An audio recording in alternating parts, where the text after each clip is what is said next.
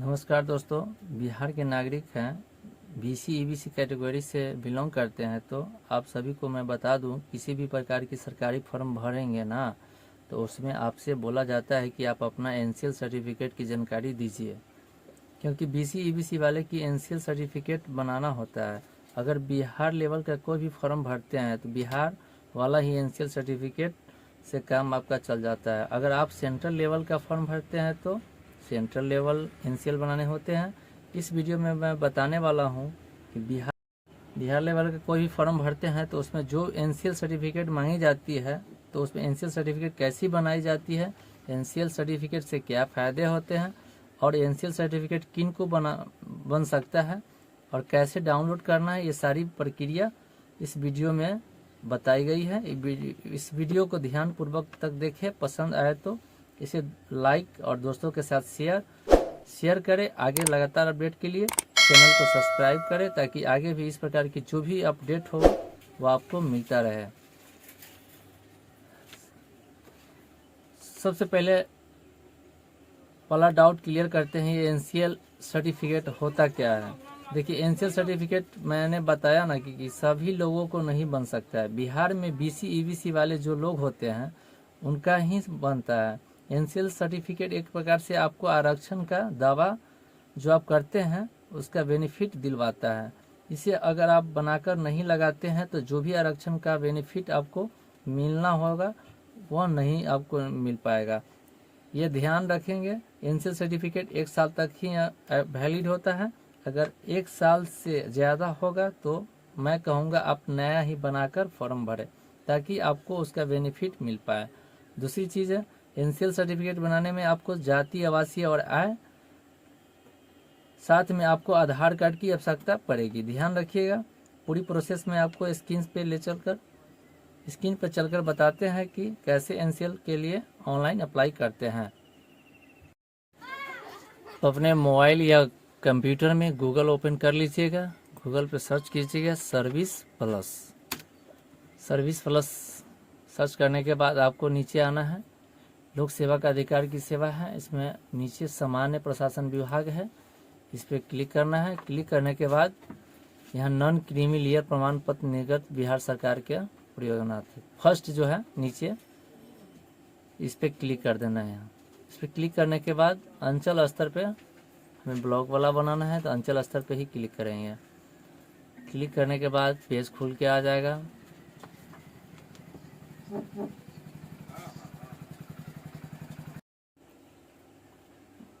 सबसे पहले जो आता है कि आपके पास पहले से निर्गत प्रमाण पत्र है तो इसमें नहीं का टिक ही रहने देंगे। उसके बाद सेकेंड में है लिंक, जेंडर चूज कर लेंगे।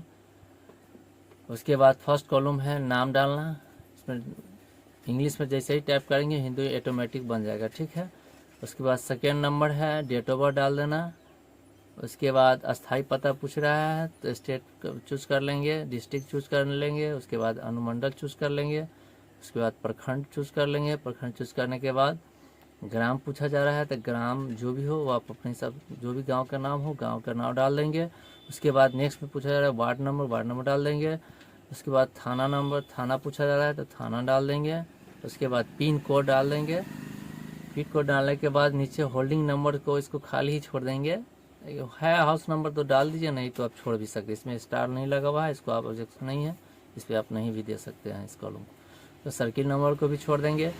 नीचे स्थानीय निकास का प्रकार, ग्राम पंचायत से हम लोग बिलोंग करते हैं, मान लीजिए ग्रामीण क्षेत्र से है तो ग्राम पंचायत चूज कर लेंगे। उसके बाद जो पंचायत है पंचायत सेलेक्ट कर लेंगे। उसके बाद अगर एड्रेस सेम है मान लीजिए तो ऊपर जैसा है सेम पे टिक कर देंगे। उसके बाद सेम एड्रेस आ जाएगा। उसके बाद धर्म हिंदू, मान लीजिए जो भी धर्म है आपका हिंदू है तो हिंदू डाल देंगे। उसके बाद पिन को डाल देंगे। उसके बाद कैटेगरी पूछा जा रहा है तो कैटेगरी सेलेक्ट कर लेंगे। और जो भी कैटेगरी से बिलोंग करते हैं, अत्यंत पिछड़ा वर्ग या पिछड़ा वर्ग, ठीक है। उसके बाद जो भी जाति है आपका वहाँ ये जाति यहाँ से सिलेक्ट कर लेंगे, ठीक है।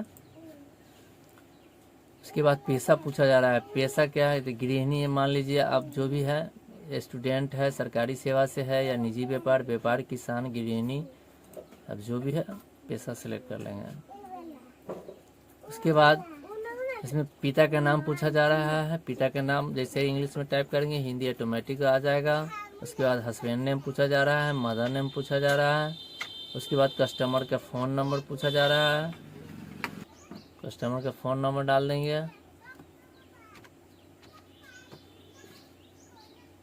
फ़ोन नंबर डालने के बाद जैसे ही नंबर डालेंगे एक OTP आ जाएगा नंबर पे। OTP को हमें यहाँ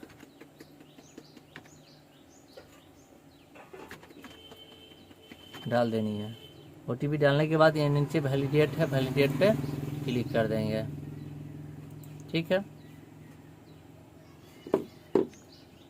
उसके बाद अभिभावक का पिता या पति की स्थिति पूछा जा रहा है। पद मतलब आप सरकार, आपके पिता या कोई भी फैमिली से है, सरकारी या माता या पति, अगर सरकारी सेवा से कोई कर्मचारी है तो उसमें इनका विवरण दे देंगे, यहाँ पिता में या माता या पति में।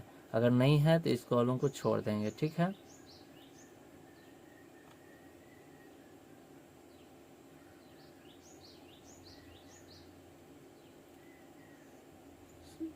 इसको छोड़ देंगे या नीचे स्क्रॉल कर लेंगे। नीचे स्क्रॉल करने के बाद तो नीचे आ जाएंगे। इसमें अब पूछा जा रहा है क्या कर भुगतान करते हैं। अगर हाँ, मान लीजिए आप इनकम रिटर्न फाइल कर रहे हैं और सरकार को टैक्स पेड कर रहे हैं तो इसमें यस कर दें, अगर नहीं तो नो कर दें। ठीक है। उसमें नौकरी से इनकम है तो नौकरी का जो भी इनकम है वो डाल देंगे। पेंशन से है तो उसका डाल देंगे, या कृषि से है, व्यवसाय से है, जो भी इनकम है आपका वो डाल देंगे। ठीक है। उसके बाद कुछ होने बात है। ठीक है। अब नीचे यहाँ देखिए, यहाँ जो है, यहाँ ये प्रमाण पत्र आपसे लिया जाएगा। आवेदक का स्वयं शपथ पत्र, आवास प्रमाण पत्र, जाति प्रमाण पत्र, आय प्रमाण पत्र और चिन्हित जमीन या कोई और डॉक्यूमेंट, आधार कार्ड हो या वोटर आई कार्ड हो, आप कोई दे सकते हैं। स्वयं, अब देखिए फर्स्ट जो बता रहा है आवेदक का स्वयं शपथ पत्र। आवेदक का स्वयं शपथ पत्र क्या होता है, तो हम आपको इस वीडियो के डिस्क्रिप्शन में लिंक भेज देंगे, वहाँ से आप डाउनलोड कर लीजिएगा स्वयं शपथ पत्र। स्वयं शपथ पत्र यही है, इसी फॉर्म को हमें अपलोड करना रहता है।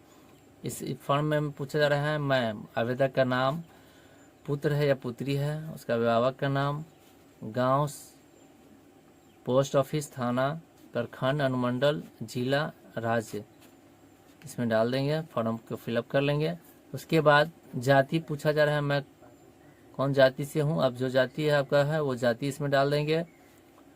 ठीक है। उसके बाद ये 4 नंबर में पूछा जा रहा है मेरे माता पिता का वेतन वार्षिक क्या है। मान लीजिए आपके पिता या माँ कोई सरकारी कर्मचारी है तो उसका क्या वेतन है, क्या इनकम है, वो शब्दों में डाल देंगे। अगर नहीं है तो इसमें शून्य लिख देंगे। ठीक है। शब्द में लिखेंगे शून्य। उसके बाद 5वां नंबर में है किसी अन्य स्रोत से बिजनेस, प्रोफेशन या किसान है कि अन्य स्रोत से जो भी इनकम है वो डाल देंगे। इसमें शून्य में ही डालेंगे, वर्ड में नहीं। और नीचे यहाँ आवेदक का हस्ताक्षर कर देंगे तथा नाम भी लिखना है।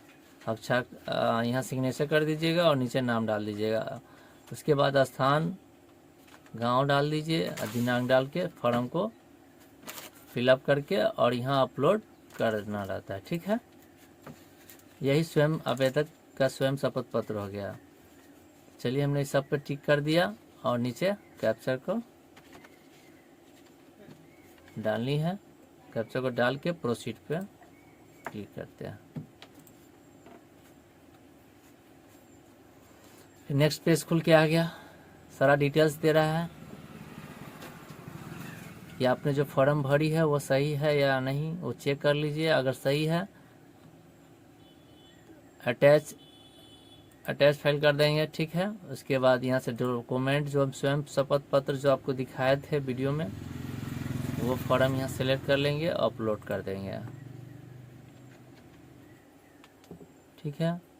उसके बाद नीचे निवास प्रमाण पत्र,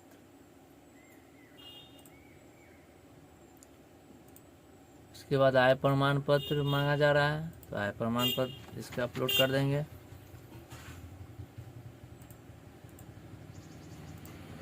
उसके बाद जातीय प्रमाण पत्र,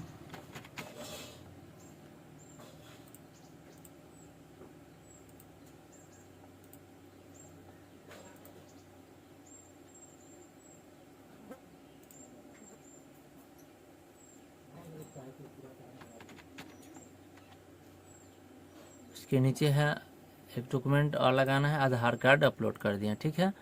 उसके बाद सेव एज पे क्लिक कर दिए। क्लिक करने के बाद इनका प्रमाण पत्र तैयार हो गया। उसके बाद नीचे लास्ट ऑप्शन दे रहा है सबमिट और कैंसिल। हमें ये सारा डिटेल्स सही लगी है, सही भरे हैं, तो हम इसको सबमिट कर देंगे। सबमिट करने के बाद नेक्स्ट पेज खुल के आ गया, इनका प्रमाण पत्र तैयार हो गया और PDF एक्सपोर्ट टू PDF कर लेंगे, ठीक है। फाइल अपलोड हो गया, डाउनलोड हो गया। डाउनलोड होने के बाद एक कॉपी इसका प्रिंट करके कस्टमर या कस्टमर का है तो कस्टमर को दे देंगे, ठीक है। चलिए, आप लोगों को वीडियो अच्छी लगी हो, वीडियो में लास्ट तक बने रहें। कि तैयार हो गया, आपने फुल प्रोसेस वीडियो में देखे हैं, शुरू से लास्ट तक देखे हैं, आप लोग को समझ में आई होगी और वीडियो अच्छी लगी होगी तो चैनल को लाइक सब्सक्राइब कर दीजिएगा और शेयर भी कर दीजिएगा, ताकि नेक्स्ट वीडियो फिर जैसे ही हम आपको अपलोड करेंगे तो आपके पास नोटिफिकेशन मिल जाएगा। वीडियो में बने रहने के लिए धन्यवाद।